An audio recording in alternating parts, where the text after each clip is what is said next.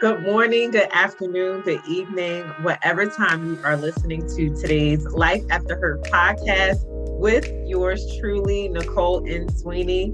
We are on episode number 40 entitled The Phone Call. Now, as you guys can see, I have a very, very special guest with me on today's episode. But before I bring Nichelle on, I want to give you an overview of what chapter number 40 entails. So, this is the period where Journee is about to graduate college. She's so very excited about her going through her college experience and finally graduating.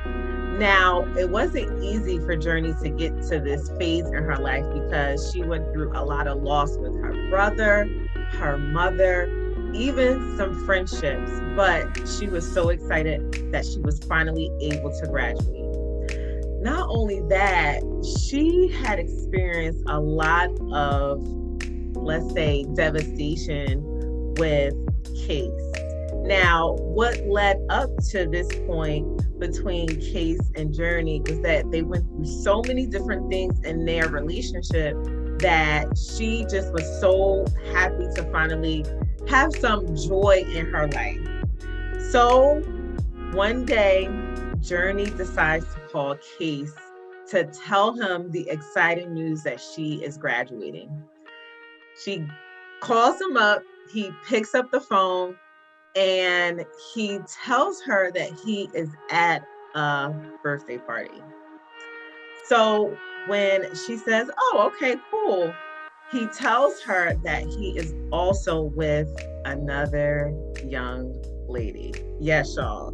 Khase is with another young lady named Eva. Now, Journee called him with some exciting news, but in that moment, her excitement about graduating deflated majorly. But one of the things that was so important to Journee was her friendships that she made on college campus. And as you can see, one of her friends is actually here on today's podcast episode. And in today's episode, she actually is able to get through probably one of the toughest moments in her life because of her friendship. And so I want you guys to just hear a little bit about the experience between Nevaeh and Journee and how she was able to get to a place or begin the process of healing through such a devastating time. So without any further ado, I want to introduce all of you to Nichelle, who is also Nevaeh in my fiction novel entitled Life After Her. So how are you doing, Nichelle, aka Nevaeh?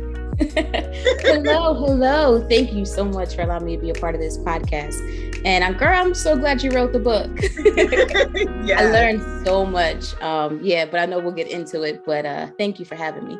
Yes, thank you for being here. So one of the questions I want to start off with, and I asked the ladies this in the podcast episode previously, was what did you think about your character name and how I described you? I was nervous when you told me you were writing a book. And I know we were sweet weights, you know, that college life. I was like, oh Lord. Right. When you told me about the character, I was like, oh, okay, I can see that.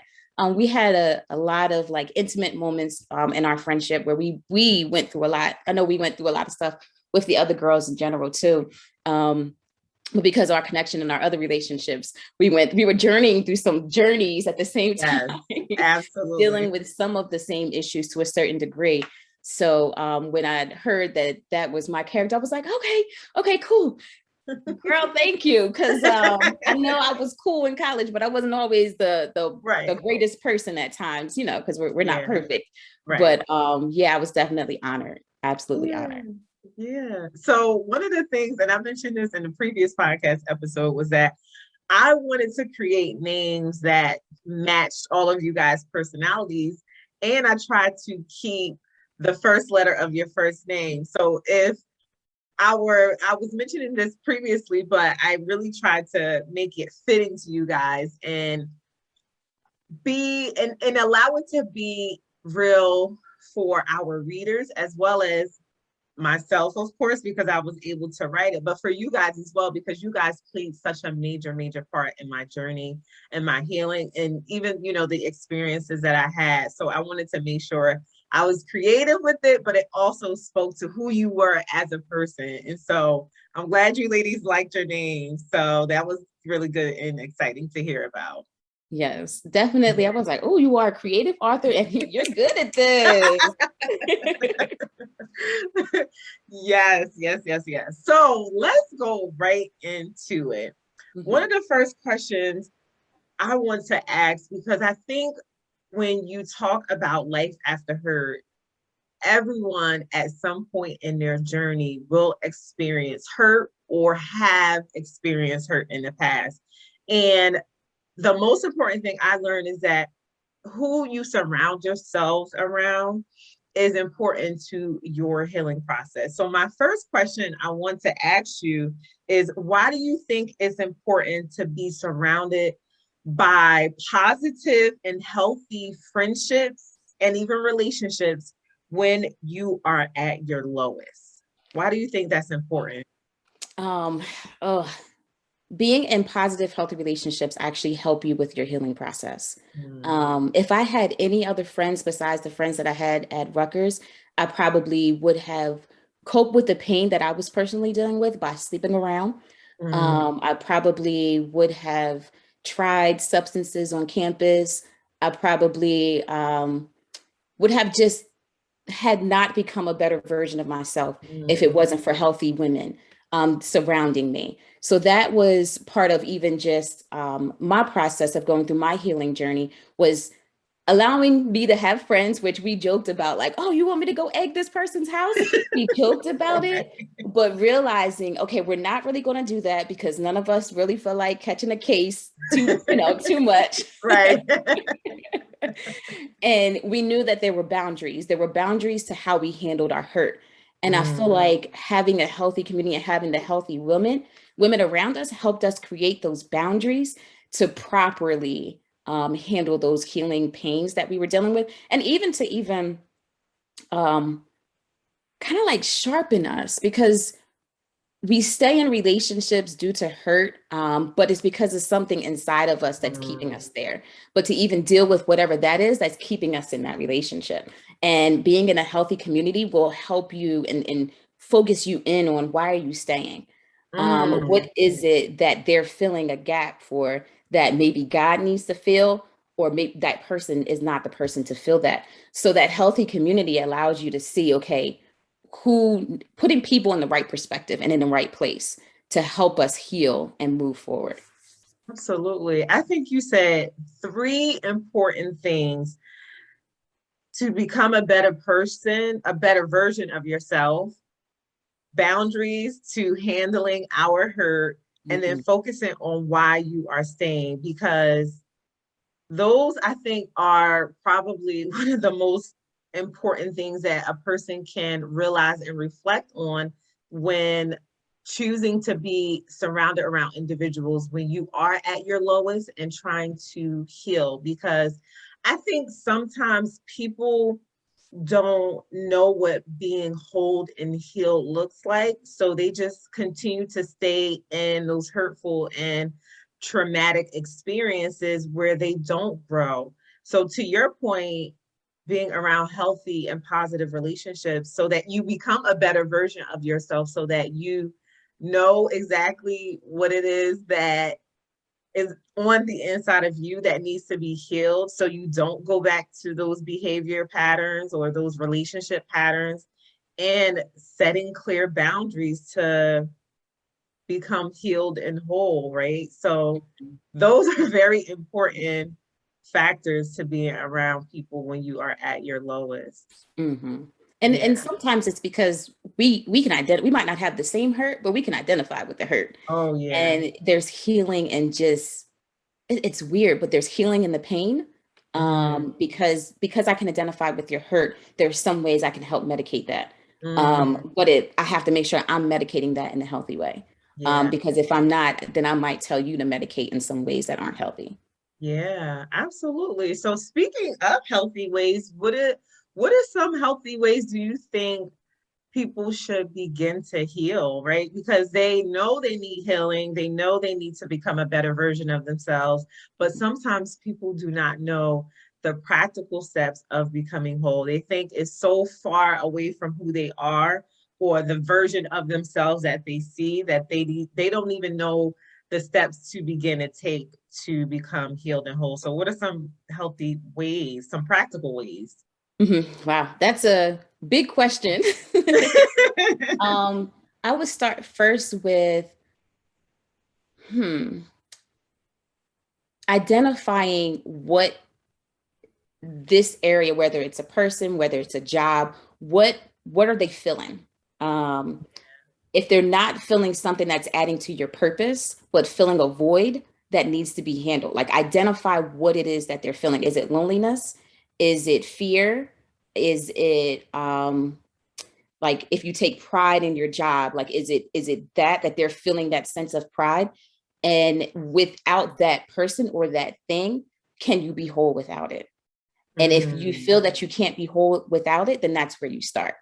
mm, For me, every person's journey is different. For me, it was going through the spiritual process of understanding my purpose, actually like tapping into God's word. Okay, well, I don't want anything or anyone else to fill a void, to fill a place where God needs to be. yeah. So for me, in order to get through that process, all right, I had to say, God, you're God, where even if I'm lonely, I know I'm okay because I'm with you. Even if I don't have a job, I know I'm okay because you're my provider.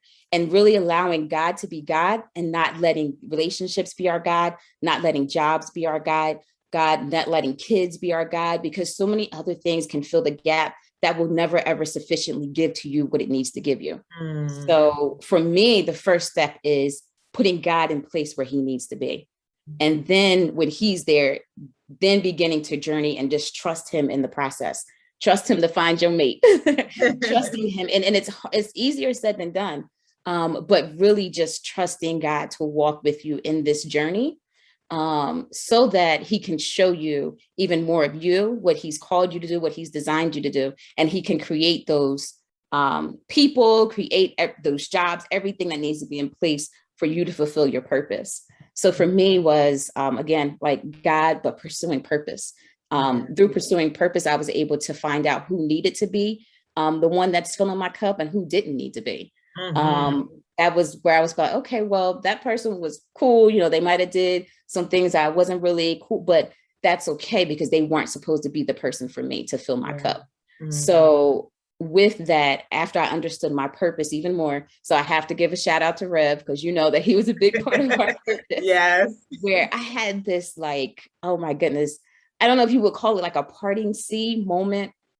I remember I was at a conference, Ridgecrest, where it was a collegiate conference, and I was just battling between a relationship, heartbroken, not, just not understanding what happened. And we had a conversation, and he was like, you need to figure out who you are to become and who you are becoming and who you need before you decide who you need to be with. And I think I was setting up my life to be with this person. I was shifting and changing things to be with this person. And I realized at that moment, even though it was a hard pill to swallow, that I was shifting and moving all my dreams, all my priorities to be with this person, and I wasn't following God. And I'm so glad that that relationship fell apart and other things in my life fell apart, even with, I was in a nursing major that fell apart. We were in nursing majors together. Oh, yeah. That fell apart because I was following a purpose and a plan that it wasn't God. So I had to kind of just have those sobering moments to be like, all right, God, I'm gonna let you be my God. Yes, yes. And I'm gonna ride this out with you through thick and thin, like, ooh, through thick and thin. Right. But through the process, God has never failed. Have I experienced hurt with following God and experienced some hard times? Yes, I have. But the hurt that I experienced when I still continue to put my faith and trust in God, he carries me through it, and I can look back and say, all right, like what the enemy meant for evil, God definitely turned it around for good. So it's just life is a journey. And I'm so glad you even mentioned like your character being Journey, because your life is a journey. And I was able to see your faith journey throughout the process as well. And like, yes, you let go of things that were not good for you, but even being able to see that you still held on to God. In a world like this with millennials, and it being something to where, you know, sometimes it's just easier to just give up faith and blame God for everything that was wrong, that happened to us. Or we can say, all right, so this happened, but in spite of this, God, you are my God. I trust you. I'm gonna hold on to you, and I'm gonna allow you to help me through this so I can see on the other side what the ultimate plan was. You have said a mouthful, and I want to highlight just a couple things that you mentioned. Everything you said was powerful, but identifying, right? Acknowledging what that feeling is so that we, in partnership with God, can get to the root of the issue and allow God to begin that healing process. So I think identifying and acknowledging it is the first step. That's a very practical step, right? Because it doesn't require much other than to say, all right, God, I'm feeling lonely or overseen, or, you know, feeling like I'm not enough, and allowing God to minister in that place. So I think that was important what you said. Spiritually, of course, which has been a major part of our journey in college with healing and getting better and becoming whole. And I remember you always used to do this in the show. Every time you had come across, you know, some type of journal or something in Walmart or a store, you will always get it for me. And that actually, me writing in my journal, I believe, was the seeds planted and me manifesting. Well, I didn't manifest it, but God manifested me writing my first fiction novel. And so when you talk about having healthy and right relationships around you when you are at your lowest, something as simple as buying your friend a journal to write her notes and her feelings and how she's just going through so much was a seed planted for, you know, an actual fiction novel. And so I have to thank you for that. And I still have that journal that you brought from me when we were in college, that I always used to write in. And so I'm sorry, if I could take a pause, I'm just picturing you in the dorm room, sitting with your legs crossed, probably in a blue t-shirt. Journey, and I could see for you, journaling's therapeutic for me as well. So that's another practical step. So thank you for reminding me of that. But also I've seen how that was also therapeutic for you. So as a friend, if you know that somebody, whatever their expression is, if they need a mic to rap or do poetry, like whatever it is, provide that, a canvas to paint. I think that's a great way, or buy it yourself, you know, for those who might not have a friend who can identify that, but making sure you get that outlet out, that expression out. But I cut you off, but go ahead. I'm just no, that was okay. Cool. No, that was one way you and I had connected, which is journaling and writing, you know, our thoughts and our feelings and even prayers to God. And so that part of my college experience, I'll never forget. And then the other point you said was purpose, knowing what your purpose is, and having peace about it. And one thing that was just so powerful that Reverend Stan has spoke about in the previous episode, he said, when you are, and I'm paraphrasing it, when you have a stronger sense of your purpose, you have greater peace about saying no. No to job opportunities, no to relationships, no to, you know, going to certain events or spending time with certain people, because you are clear on what your purpose is and what you need to do to get there. And the things that may be grabbing at your attention that will not fulfill or help to push you further into your purpose. And so I think that is very, very key to what you said when taking those steps to begin your healing process. Yes. And I even think of purpose like, well, I have me and my husband, we have a 3-year-old, and it's very similar to just creating, cultivating that atmosphere when the baby's in the womb. Very similar to like pregnancy. So, when you're pregnant, there are certain places you can't go, certain things you can't eat. And you have to make sure that you're getting the right, like vitamins, folic acid, and making sure you're growing that seed properly. And I think that's the same thing with purpose. And I know sometimes when you listen to different preachers, they say, okay, be careful who you tell your purpose to, because they can try to uproot that seed either by negativity or saying, oh, you can't do it. And a lot of people like to think, okay, well, I'm gonna let my haters be my encouragers. And that's cool. That works for some people if that's your personality. But for some, that's buried a lot of people's dreams and passions and purpose because someone else just told them they couldn't do it. Yeah. So it's very important that once God gives you a glimpse of your purpose, that you protect it and you grow it in the right ways. So that way you can fully be what God has designed you to do, because each person has a purpose that can truly transform and change this world for the better. I really, truly believe that. And if we don't realize that, then we can end up fulfilling someone else's purpose and it not really be what we were really intended to do. We have people that are, doing things and they're moving and shaping with their gifts and their talents, but it's not in a positive direction. It's more in a negative way, but we can do it in a way in which is actually helping and being that healing, transformative agent for everybody. So we got to protect our purpose. Protect your purpose. And I want to sit there for a moment, because sometimes out of human relationships and human obligation, we feel like we have to tell our best friend or our friends everything that's going on, and we have to share this information with them.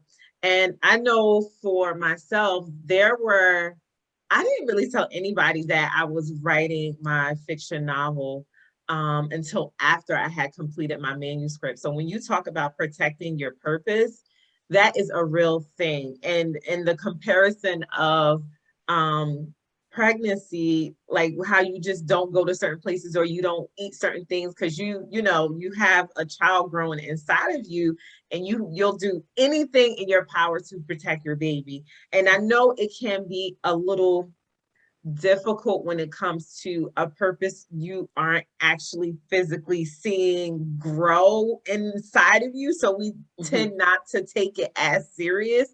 But as you said, people can uproot that seed and, speak seeds of doubt and, negativity over your purpose. And so, yes, protecting your purpose is very, very important. And for those of you that are listening, if anyone ever in your circle gets mad that you had not shared any information with them about your purpose, then maybe I would kind of question their friendship, because at the end of the day, the people you surround yourselves around should know and understand the purpose that God has on your life. And it's okay if they don't share information with you as God gives it to you. So definitely keep that in mind. Yes, definitely keep in mind, like those who get angry if you were in a state of maybe depression and you didn't reach out for help, that's an okay friend to have, because they want to make sure that you're at your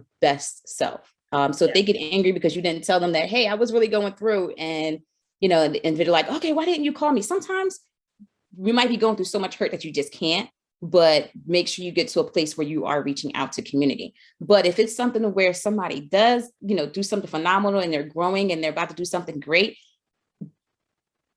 Yeah, I agree with you. Like, be okay with them not telling you, and just bless what's going on that's next. Just say, I know this is going to be great, because it might be in that moment they needed to share that, because they might just need that encouragement of how great what they're doing. Not, oh man, well, you didn't tell me and you should have did this way and that way. And it's like, they're grown adult. Yeah. They don't need, like, we don't always need to tell people what you should, like, look, they knew what their direction was and what they were supposed to do. So support them in that.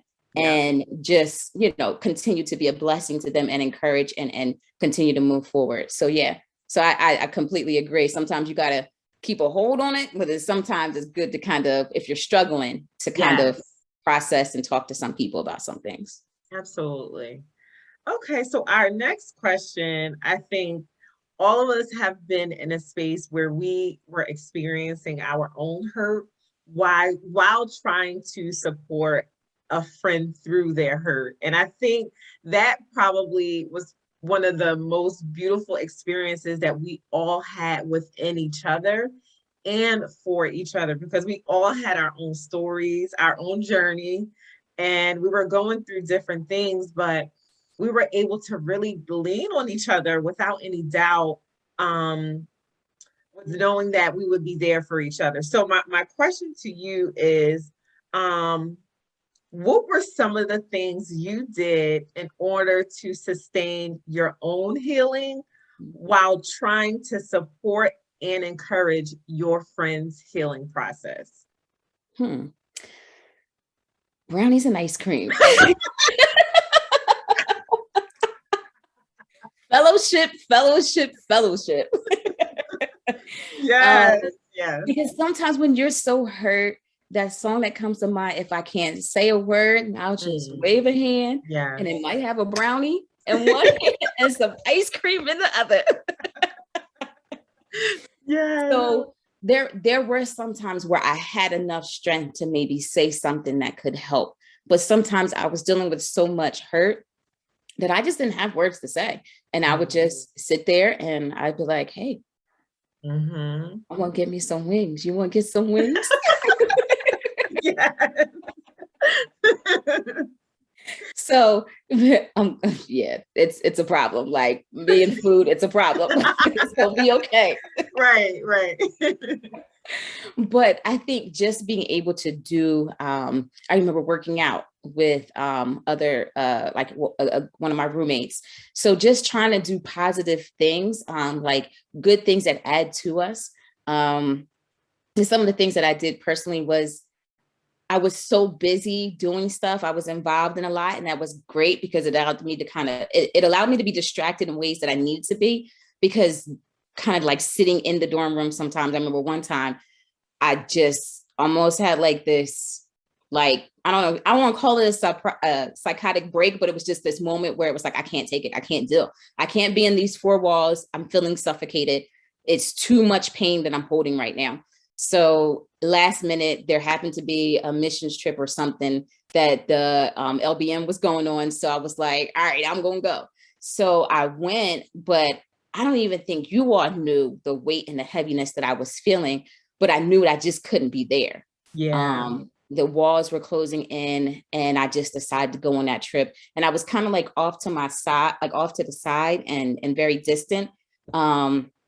Didn't really talk that weekend, but I did journal, and I went, and I think this place was at a camp at Oatmeal, I think it was, and being in nature.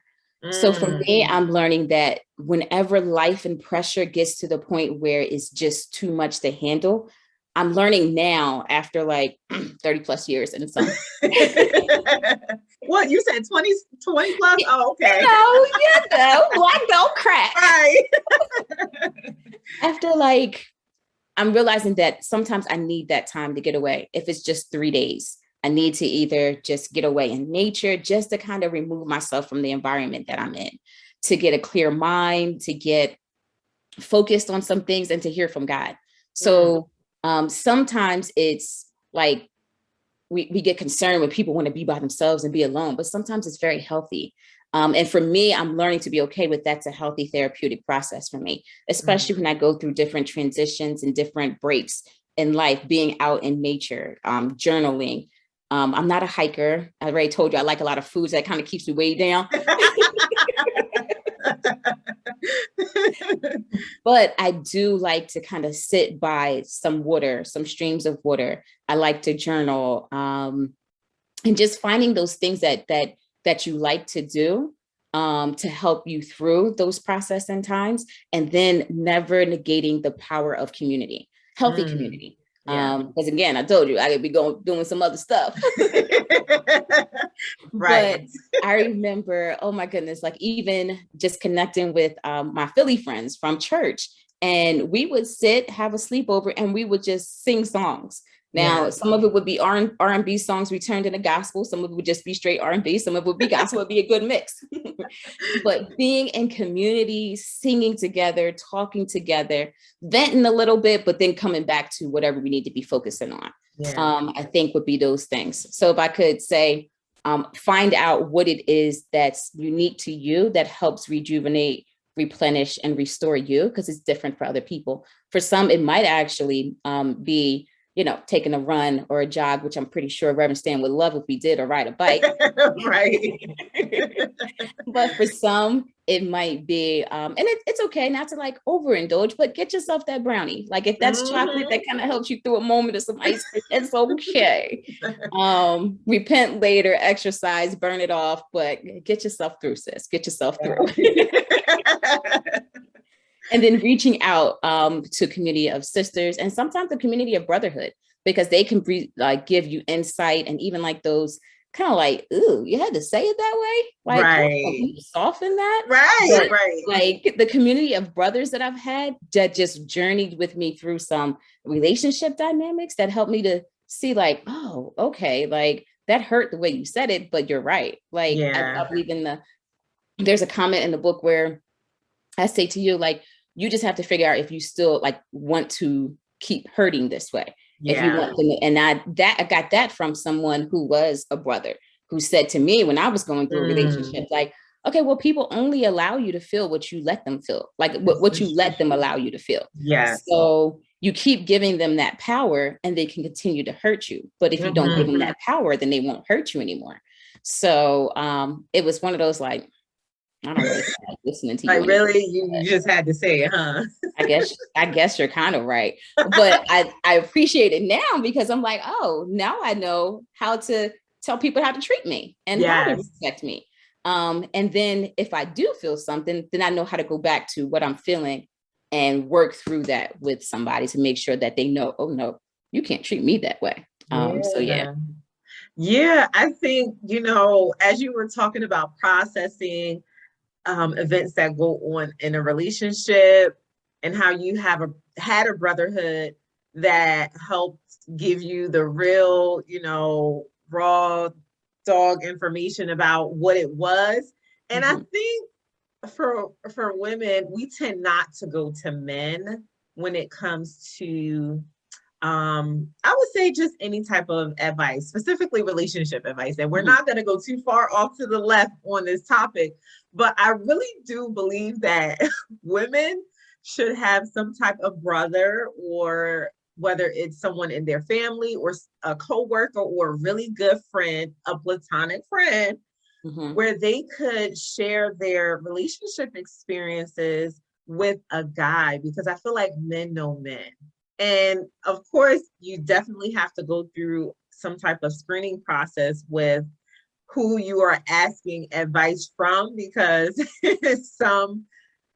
let's just say all advice is not good advice, right? And so being able to have a guy specifically, for women who are dating, or let me correct you because Reverend Stan was correcting me with this whole dating, courting situation. Right.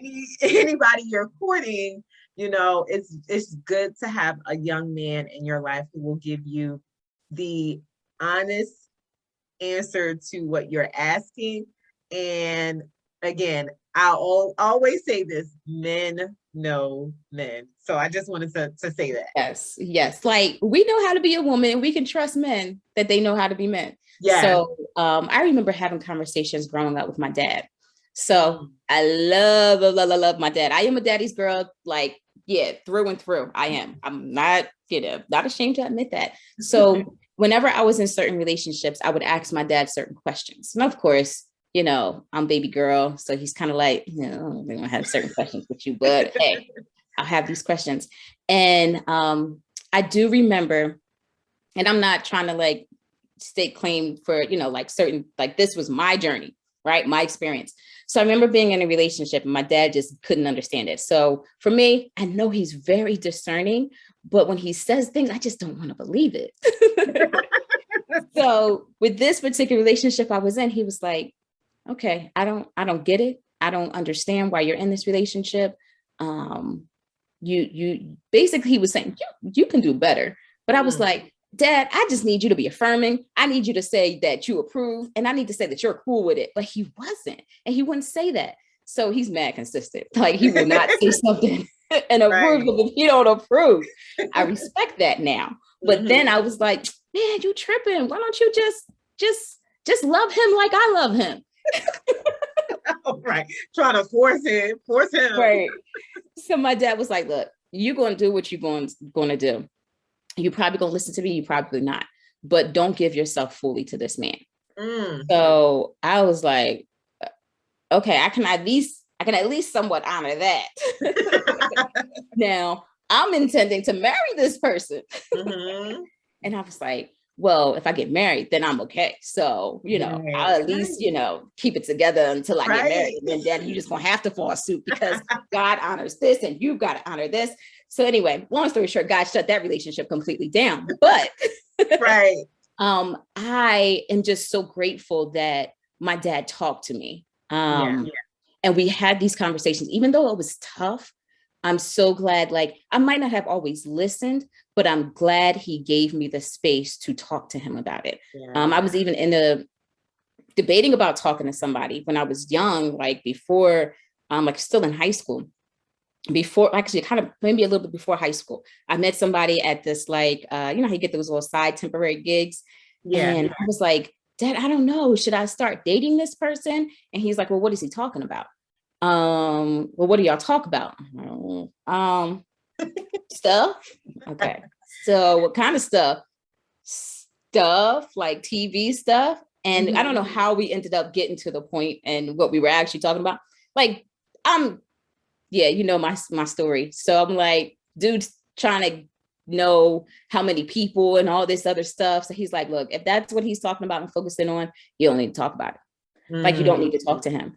So I think just guys know guys. And my dad is a real man. A real man. So he is a real man. He's very discerning and he loves his daughters. So he can identify who's a good man for them, as well as who, I don't really know. But I had to trust that he knew me enough to know who would be good for me to be with. And that was hard. But I think that's where the power of I can't stress enough, like, guys know when somebody's trying to just spit game and they're trying to get their way so they can, use you to their advantage. And it's not because they want to hurt, but it might be because they're hurting in some ways. So because of their hurt, like, a guy can pick up, okay, well, you're responding and reacting this way because you're dealing with some unresolved hurt and pain. And that's going to cause my daughter to hurt. So I'm going to warn my daughter not to be in this relationship, but I can't explain all the details because she just might understand. But I know that this man hurt is deeper than what it is. So we have to trust. Sometimes it's hard because, like women, we think we kind of know a lot. Maybe sometimes at all. So we really got to be able to trust in the wisdom that God gives men to be able to say, all right, I can see that if there's certain reservations with certain people, if we can talk that out, then let's talk that out. So then that way we can get to a place where we can really decide, okay, well, yeah, this going to be healthy for us, or this isn't going to be healthy, or this isn't going to be healthy for this reason. And we need to work on this in order to get there. I don't think enough of that conversation is happening in community intergenerationally. But I think if we can get there, then I think we will be even better in handling relationships now in our marriages at this level. I really think our parents, like, they have so much wisdom, whether or not their marriage is worked out, whether or not, like, we might see it for some people, oh, this person has the perfect marriage, or this person's marriage isn't that perfect, but it's not even about that. And sometimes when we're looking at something to be perfect, we're looking at it from a way where we don't even understand how perfect it is, the fact that sometimes they still might be together. And there's just so much wisdom and knowledge that we can learn and grow from the generations before us to help us actually be able to identify healthy relationships now, and even give us the tools and skills that we need to be successful in our marriages. That's one of the things that's helped me. I've been able to look at some marriages that were going great, some that were kind of like, oh, okay. And then some that didn't work out. And I'm able to assess, like, it's not that people were bad people. It's just some received wisdom on what it takes to work it out, and some haven't. So we need a community, not only just talking like to our peers, but also talking above to other generations on how they navigated their relationship challenges, what they went to when they were hurting, what they didn't go to when they were hurting, and getting wisdom from them. So that way we can move forward and we can do just a little bit better. Not that we're better, but we can do just a little bit better in our journey. And hopefully we can carry that down to the next generation. Like, look, when you're dealing with this hurt, I learned this and this and this from grandma, mom, or my mom or mommy. And, maybe just take this little bit of instruction and carry that with you as you go through your own process of hurt. And because we're going to experience hurt. It's just inevitable. But how we handle it and how we get through it is going to be the thing that allows you to be fully of what you are to become, or it's going to be a little bit less than what you are to become because you didn't navigate that well. Yeah. And I think that is the whole message of life after hurt, is not staying stuck and being able to grow and develop past your hurtful experiences. And I think, as you were mentioning it earlier, one of the most important ways in doing that is in community with individuals who you can lean on to get support from, where you can be open and vulnerable with, be accountable to, and individuals that will help build you up.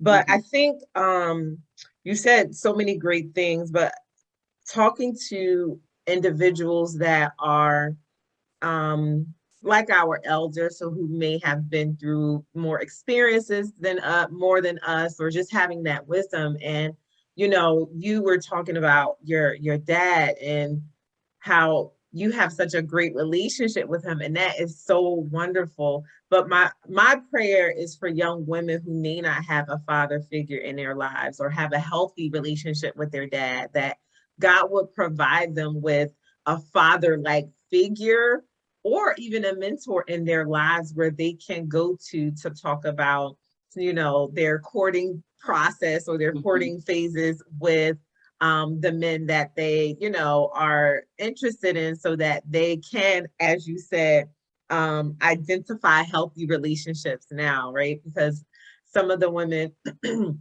that may be listening may not have someone in their household, in their family, that could provide that support or get wisdom from. And so that is my prayer, that God would send someone to them that could really help them process practical steps with identifying healthy companionship and healthy male behavior. And that's a whole nother podcast episode.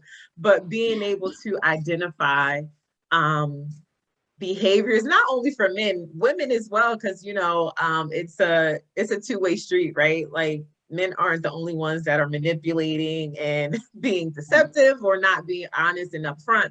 Women are doing the same thing. We don't discriminate on this podcast episode. And so being able to just identify healthy relationships now, so that you can make better decisions and have greater peace about saying no. And so that is my prayer, that for young women that are listening to this, who may not have a father figure or, good relationships in their family or in their household, that God will send them a man who is righteous and upright and pure at heart, and who is able to help support a young woman during her courting process.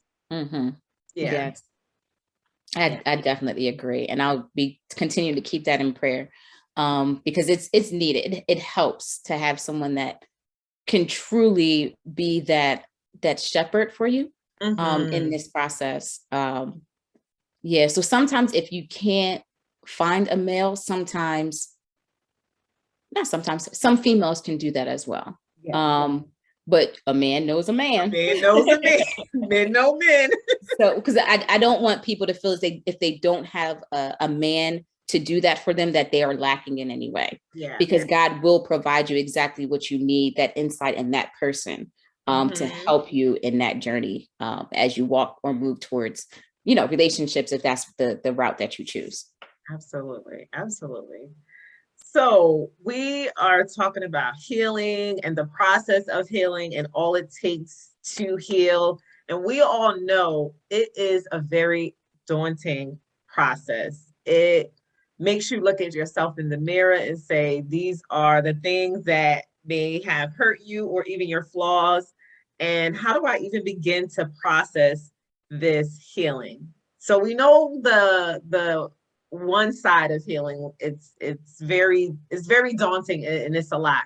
But I believe that there's also another side to healing, which I think, and this might be very crazy to even say or bizarre, because when you are thinking about healing, you don't think about it being a fun process because it's not fun, because you're dealing with all of the ugliness that's going on. But I feel like there is a fun part to healing. So what do you think there is a fun part to healing? And if so, what is fun about healing? You gotta first, in order for healing to be fun, you gotta change your perspective. Yeah. Because if you're focusing on the hurt and the pain, then you can't even find moments where it can be fun. So I broke my ankle back in what was it, 2020, right? The beginning of the pandemic. Yes. And I was like, oh my goodness, I can't afford to be, down and not working. And my daughter's birthday's coming up. This is just horrible. I'm gonna be a horrible mom. Oh my goodness. And then I sat and I thought about it. I'm doctored ordered to sit up for 4 weeks straight, be waited on, can eat and sleep. I get my wings, I get my brownies, I get my ice cream. And I can heal. And I got some pain meds to help me through this healing. Yes.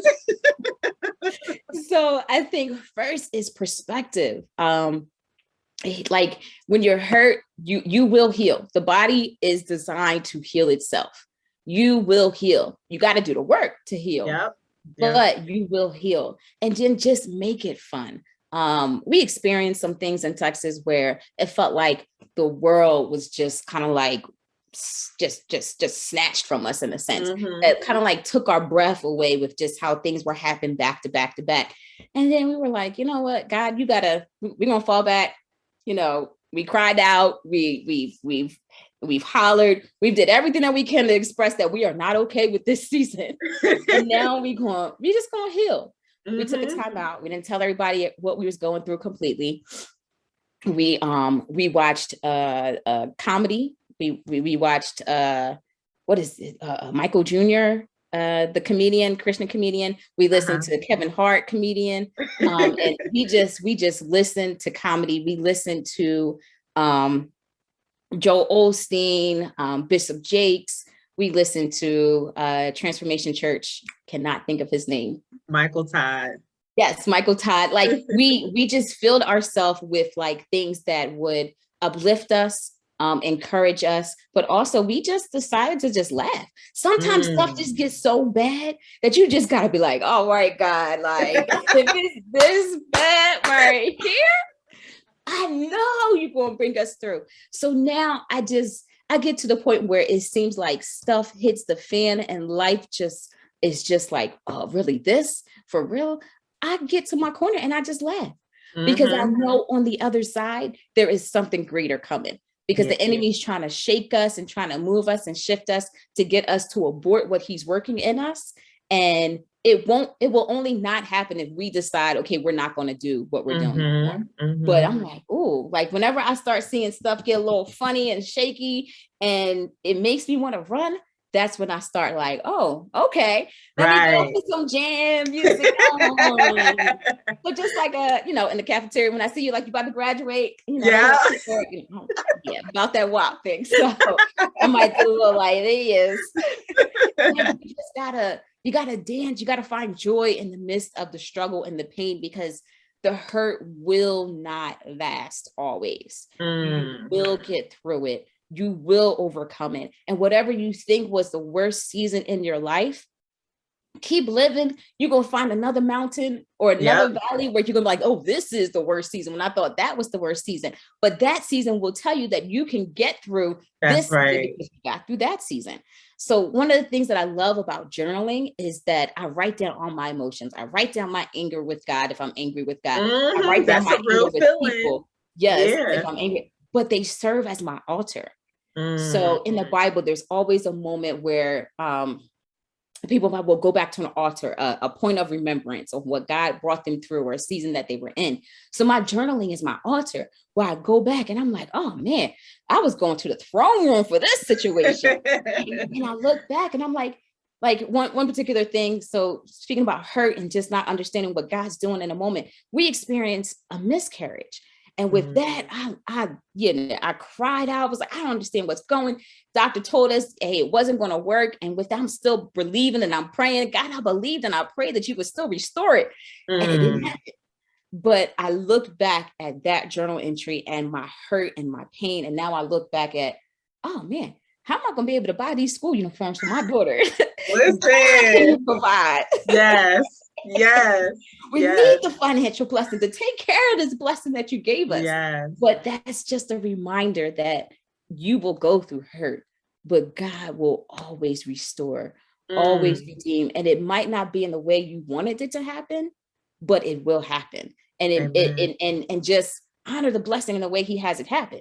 And cherish that. And continue to just walk and move with God and stay in sync with God in the process. And you'll continue to get through every valley and you'll get over those mountains. Because even in the high times, you still need that strength and that power to get through it. But knowing and one thing I like about your book is that there's a never ending thread of just God's provision. So just know that God will continue to just provide, and God is always in the midst of it. He's always working it out. He's always threading it all together, even if we can't see it and know what it's all gonna look like. It's gonna work out.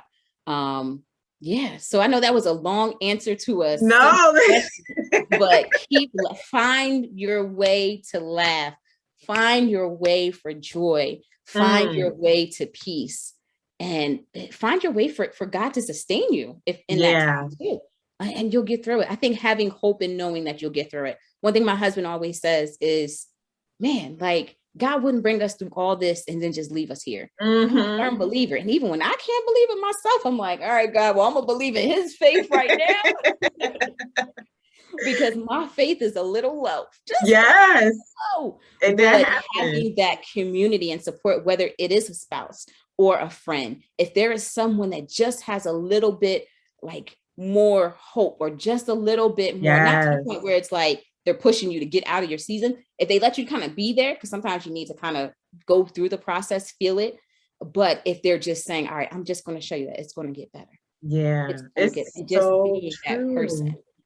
So just know, like, even if I'm that sound, you're that sound of wisdom, it's going to get better. It's already getting better. And you're not going to be in this season forever, and you're going to learn and you're going to grow from it. So I think just reminding ourselves of that can help us get through a lot that we're going through, because the enemy would try to tell us it's not going to get better.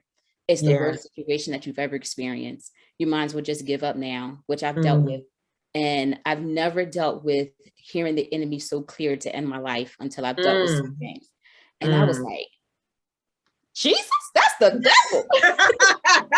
Of course, I got to do a little comedy. You got to, and I really had to be like, all right, I don't know what's coming, but if I'm feeling this much grief to end it, then I know I need to go shelter in place, get my life together. Not in the sense that I just need to shelter in place and stay still.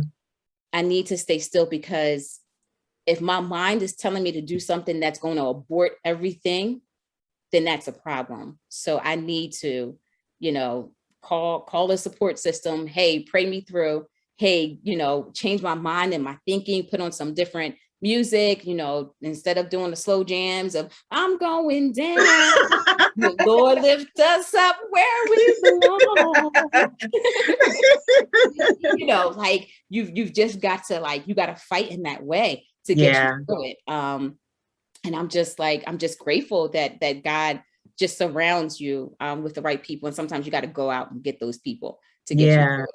So So and even when I read your book, I tell you, I read it in maybe like 2 days. I kind of just did my whole shelter in place because the way my mind is right now. So I read it, but it was so even therapeutic for me because I understood a part of your journey in a season that I never really understood. Like we never talked about. So it's almost like I'm having this therapeutic conversation with you. And I'm seeing the hurt and the loss and the pain that you're experiencing, which makes me understand some of the things that you did back at the school a lot more, because it's like when I first met you, like that song, I don't look like what I've been through. I never knew you went through all that. And you entered into campus at that point in time in that season in your life. You were just shielded and protected. I never knew. Like this girl with a blue dress on, a blue jacket on, coming across the campus. I'm like, wow, she sure is happy and friendly with this tattoo. Is she a thug? Is she not? Oh my God. Everybody was so surprised when they would see the tattoo on my arm. Like, oh my gosh, you have a tattoo? Yeah, too. Right. But it's such a testament that no matter what your background is, what your experiences are, when you look at somebody, don't already have a decision of who they are when you see them at face value. Because if I would have had that judgment, then we would have not grown to being great friends. And I would not have had the support system that I needed to get through my own hurt and my own pain and my own, moments of doubt if I didn't have you with me. So thank you. And thank you. Cause I even learned stuff about your mom. I was like, I love her even more. Yes. I really do. And I always knew that she was a pillar in the family. But after reading the book, it was like, wow, the book is such a memoir towards her as well and her life. And being able to read that and just see how she persevered and she journeyed and she did what she could to help provide for her family. I'm just like, all right, better go mom. Yes. And that was a blessing for me to actually see it. And that empowered me to know that I can get through. I really can. Through the legacy that she has definitely left. Yes. Wow. Thank you for saying all of that, Michelle. See, y'all, this is why I love my friends from school. They are always just so empowering. And I feel like every time I walk away from you guys, I feel like a better person or energized and just encouraged and empowered. I feel so empowered after I talk to you guys. So thank you for making those comments. And I think, you said so many key things to making the journey of life after hurt, the process, right? Being fun, laughing, watching funny things. But I definitely want to also add, I think the fun part for me personally is getting to the version of myself I knew I was meant to be. And it brings me so much joy and it's fun for me because I'm like, okay, if a certain situation comes at me in a certain way, I already know how to handle it. I'm not going to doubt myself or feel guilty or have these feelings of wondering if I should do this or that, but I can stand in my authority, right, as a daughter of the Most High God, and make the best decisions for myself. So that part is fun for me, just being a better version of myself and just walking more confidently, knowing who God has created me to be, while also helping others. That part for me is fun. And just looking back on my own story, right? Because I did read my book. I didn't go through all of it. But as I do the podcast, I do reread it, because one of the things I guess about writers is that while you're reading it, of course you're experiencing it, but to go back and read it is a whole different level. Mm-hmm. And as I was reading, my book, I just smiled. Like, I really just smiled, because it's like, oh my God, I went through that and I'm still here to share my story. Yes. And even when you were saying how having negative thoughts to harm yourself, I actually write about that in my book, the episode that we are currently on, where Journee went through this yet again experience with Khase, where her feelings are hurt and she is just done. She's just so done with everything that has gone on with between the two of them. And she's living on the second floor in the dorm room, and she gets this voice in her head telling her to jump out the window.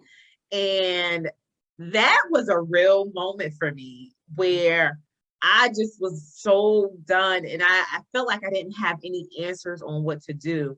And so, I eventually, I write about falling asleep and then waking back up and just going on about my day.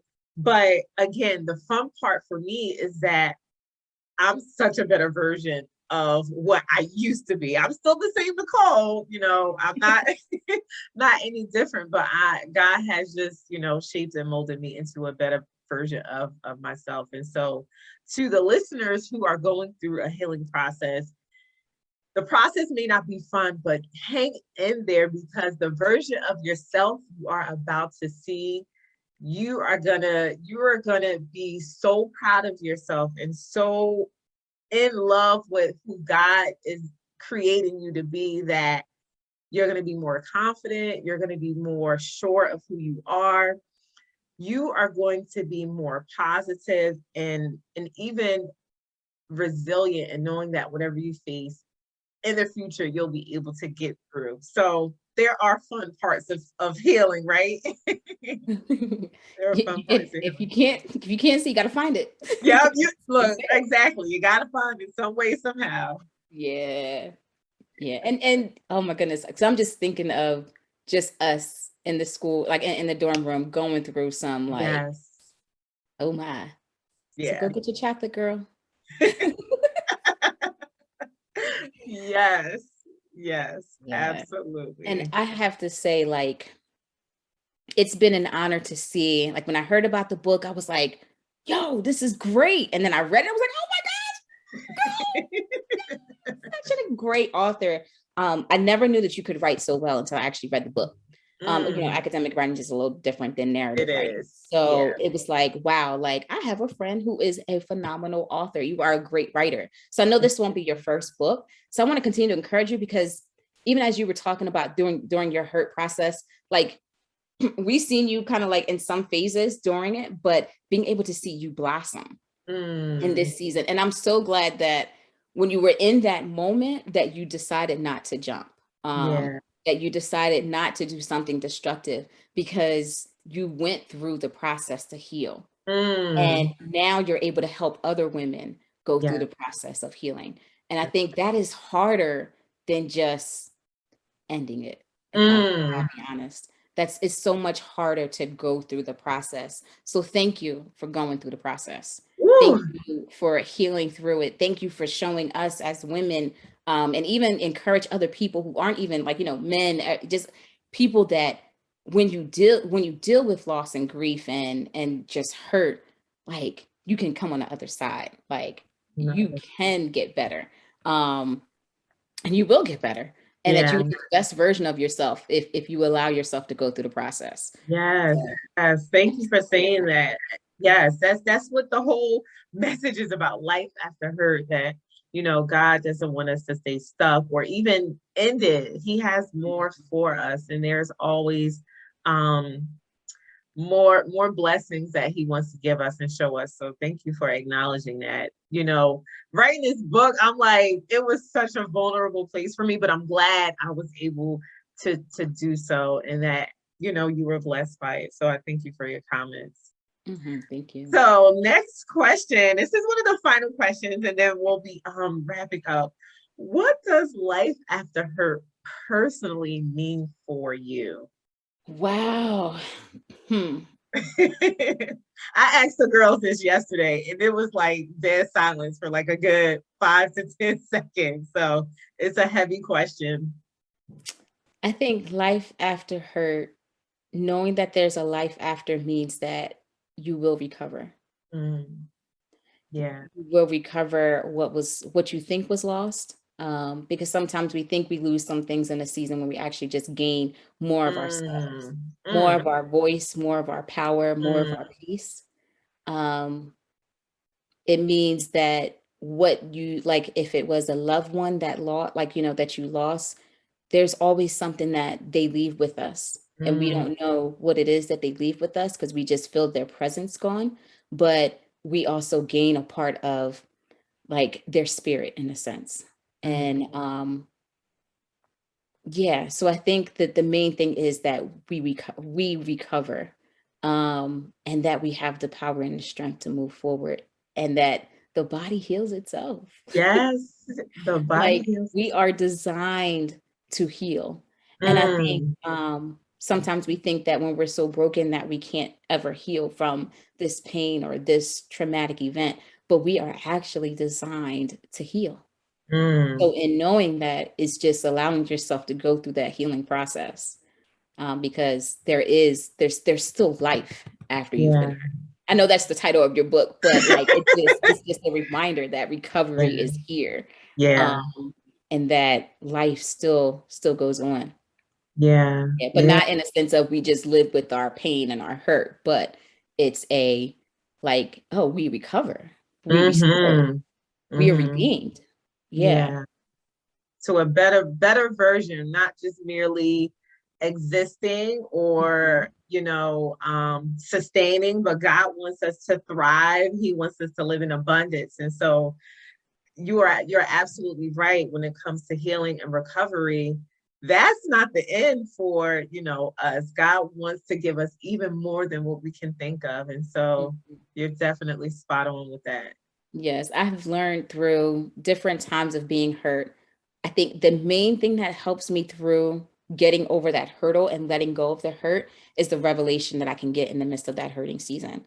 And I like, whatever it may be, I'm like, God, I need you to speak to me in this moment and tell me what this was for. And once I get that, then I'm able to move forward. So I'm able to say, okay, well, this person was in my life for this season, for this reason, but they no longer need to serve that purpose because I've moved beyond their purpose for me. So being able to identify like it is okay. We might not always appreciate those moments when people harden their hearts towards us, but know that because God has a plan, like he has a way of just making some things kind of happen, allowing things, I want to say allowing some things to happen to move us, because if we were never pushed out of certain circumstances, because sometimes we will never leave unless we're hurt. Sometimes we'll stay in situations until God shows us what's really going on and it hurts us bad enough, then that's when we leave. And then we're able to pursue a better version of ourselves, because that thing that we were trying to stay in was keeping us from because we couldn't even see ourselves, because we stayed in something, we couldn't see how powerful, how great we were. And it's nothing against the people that allow us to stay in that season. It's just sometimes we haven't identified our purpose. So then that way we end up in places that we don't need to be. And people are comfortable with us being there because they don't know our purpose either, because we don't know. That's right. That's right. So because they don't know that, we have to know it, and then we have to move closer and closer towards it. But that takes, sometimes, unfortunately, those hurtful moments to push us out, to even like be propelled to even be greater and do greater things. Yeah, absolutely. You have said so many powerful things this evening, Nichelle, and I thank you not only as a guest on the Life After Her podcast, but just as my dear sister and friend who walked this journey with me and was just so committed to making sure I became healed and whole from my experiences and not leaving me and you seeing me in my ugly moments and in my worst moments, but still, staying staying committed to what you saw in me through God. And so I thank you so much for just your love, support, your prayers, your silent prayers, your encouragement, and just being present in that whole experience, and even up until this point. So thank you so much. Oh, thank you. Yo, what you're doing is great. It is great work. And I'm looking forward to seeing more because, girl, you can write. Yeah. So I'm waiting for the next book so I can take my sabbatical. And this has truly been an honor. So thank you. Thank you so much. And even just what you did in highlighting, there's this book that I was reading where they talk about the Oriki, and they talk about different women, like how to pronounce yourself, like kind of like announce yourself to the world. Yeah. And I feel like that chapter title was like an Oriki done for all of us, where I was like, oh, that was even so empowering, because how often as Black women, we don't always encourage each other in that way. So even being able to, when you do like the almanescent, I'm like, girl, you better talk about how beautiful we are. I had to. And you know what? It was so much fun doing it. Mm-hmm. And I don't know. I think because of my love for you ladies, I wanted to describe you guys in the most highest and beautiful way, because that's who you guys are. It wasn't, something that was hard for me to do or even like dressed up in my mind. I already knew what I wanted to say, and I wanted to honor you ladies in that way because it came naturally anyway. So I love it. I'm like, you just need to even just write a book on how to be a woman that does that. In addition to what you're going to do. But I think that encouragement, it actually helps with the healing process. Being able to see in somebody else's eyes, like what they see in a positive light, even helps encourage other women. So I think if as a community, if just encouraging, like there's so much healing in just being present and seeing their value and their worth, and talking about it in a light where you gas them up. Yes. But like that's so needed. So you have so much that you can do and that you're going to do. So I am so grateful. Thank you so much. You're welcome. Thank you, Nichelle. And I have to say this. Thank you to Kevin, your husband, and Amber for letting me borrow their mommy and wife. I know. They outside the door like, you done yet? I know they are waiting. But I do thank you for your time. I was going to leave my own personal affirmation, but you said something so powerfully that I think this is going to be the podcast episode affirmation. And that is, we are designed to heal, by Nichelle Bennett. That is such a powerful statement. So whatever you guys are going through, whatever you might be facing, whatever loss you may have experienced, just know that you are designed to heal. All right, guys. Thank you so much for tuning in. Have a great day, afternoon, or evening, whatever time you are listening to today's podcast episode. And remember that God is proud of you. Bye.